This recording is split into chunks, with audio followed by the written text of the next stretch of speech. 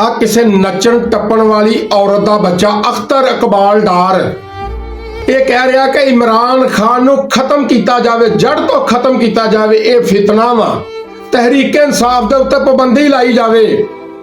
ਓਏ ਸਾਲਿਆ, ਤੇਰੀ ਇਨਸਾਫੀਆਂ ਨੇ ਉਹ ਭੈਣ ਕੱਢਣੀ ਆ ਜਿਹਦੀ ਜ਼ੌਂਗ ਦੀ ਸਿਮ ਚੱਲਦੀ ਆ।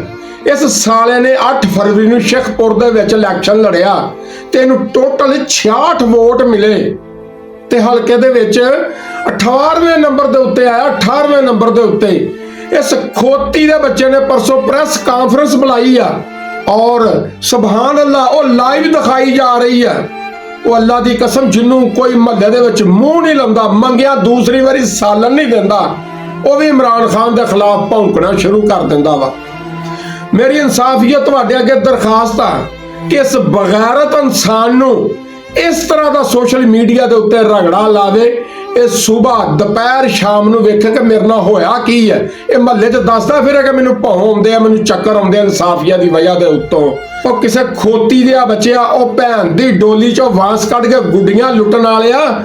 ਉਹ ਤੇਰਾ ਇਮਰਾਨ ਖਾਨ ਦੇ ਨਾਲ ਕੀ ਮੁਕਾਬਲਾ ਵਾ? ਉਹ ਇਮਰਾਨ ਖਾਨ ਵਰਗੇ ਪੁੱਤਰ ਮਾਵਾਂ ਕਦੀ ਕਦੀ ਜੰਮਦੀਆਂ, ਤੇਰੇ ਵਰਗੀਆਂ ਚਵਲਾ ਹਰ 2 ਮਿੰਟ ਬਾਅਦ ਵੱਜਦੀਆਂ।